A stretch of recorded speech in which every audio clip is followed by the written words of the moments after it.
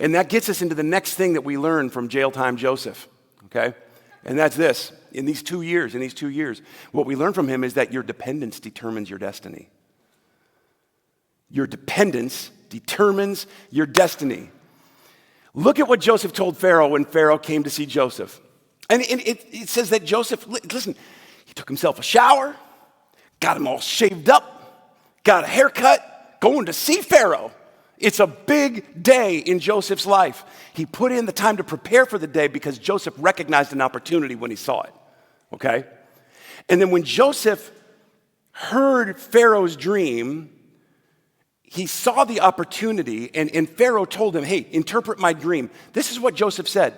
Verse 16, he said, it is beyond my power. I need somebody to tell me it's beyond my power. I'm hearing a lot of this side of the room. It's beyond my power. Come on, guys.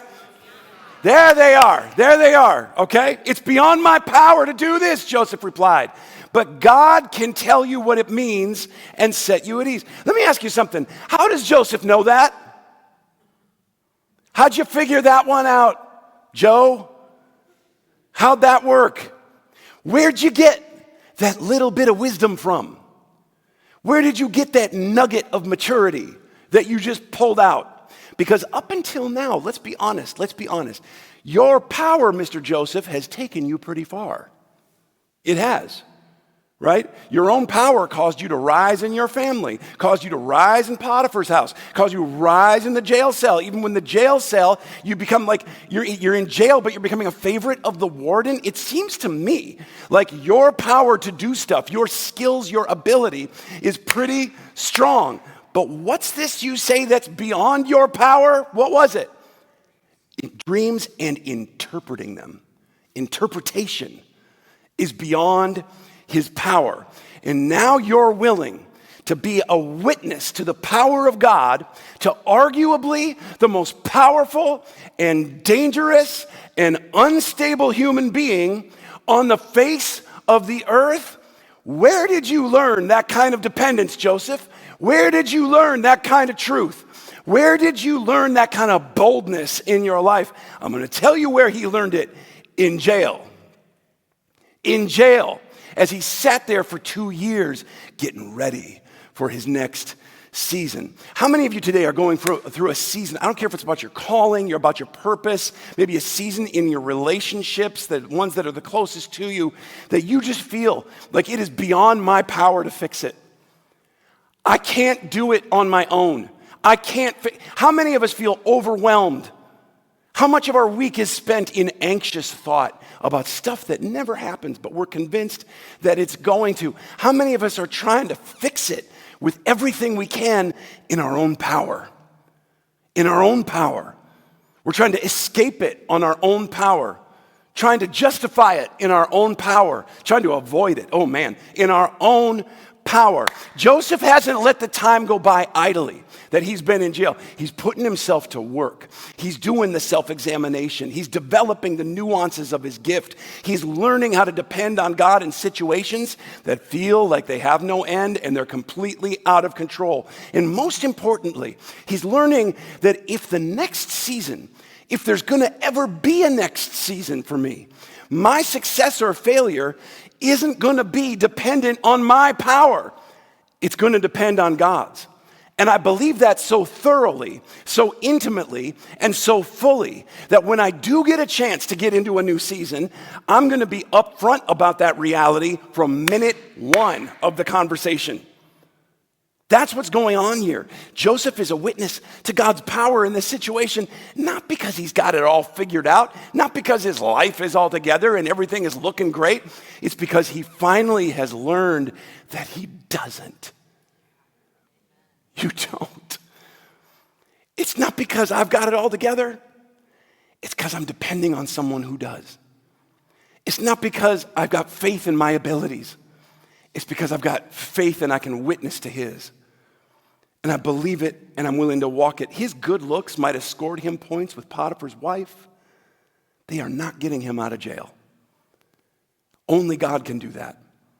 Only God can interpret dreams. Only God can interpret situations.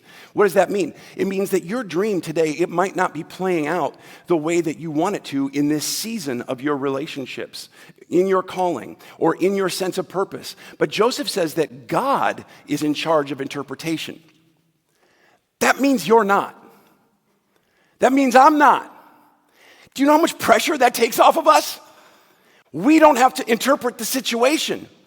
Well, what is our part in our situation then? Your part is that you're in charge of stepping out in obedience, one step at a time, in the day that God has given you to live today. That's it. That's your job. And as I step, I'm not going to interpret my circumstances the way the devil wants me to interpret my circumstances, okay? Because in my own power, I interpret my circumstances as my destiny. In my own power, I interpret my feelings as ultimate reality. In my own power, I interpret the prison I'm in as a tomb I'm never going to be able to walk out of.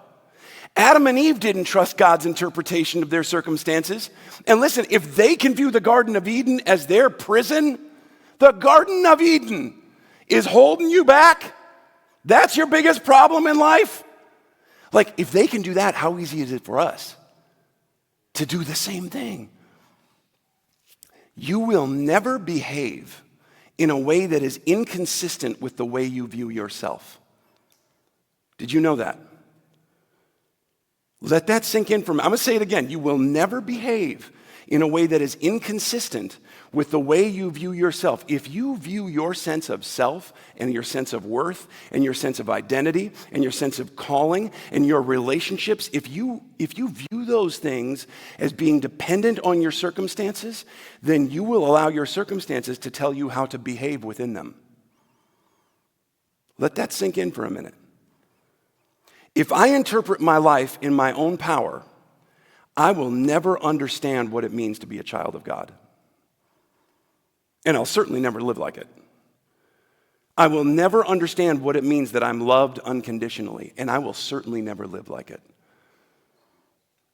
I'll miss out on the confidence that I can have, and the peace I can have, and the joy I can have, all because I'm so stuck on my own interpretation of my dream and this season and these circumstances. Paul said that he's learned the secret of being content. Paul said, I can be content in any circumstance. I don't care if I have a lot of things or if I'm not doing that well. I can be content in everything, and I can do all things through Christ who strengthens me. The point of that verse, and we take it this way all the time, is not, I can do all things. Look at me, I can do anything. That's not the point of that verse. The point of that verse is, apart from Christ, you can do nothing. You can only do good things. I can do all things through Christ, who gives me strength. Without his interpretation of my purpose, my calling, or my relationships, I'm never going to figure this stuff out on my own. I won't. So that's what I need to spend my time doing. All the time that he's been sitting in jail, Joseph's been using it to get ready for the next season by getting his feet planted, getting squared up with God, and getting dependent on him for the interpretation of what's happening in his life. How do I know that he's doing that? How do I know that he's doing that? Why? Because you don't bear witness to the most powerful and dangerous man in the world, Pharaoh, without being fully convinced of it yourself. You just don't. You tell Pharaoh what he wants to hear. Okay, that is how you live through this situation. Joseph said, I'm not going to do it. It's going to come from God, and this is what it means. There's some good news and some bad news in the middle of it. And when you get seriously that dependent on God, you know what happens? Breakthrough.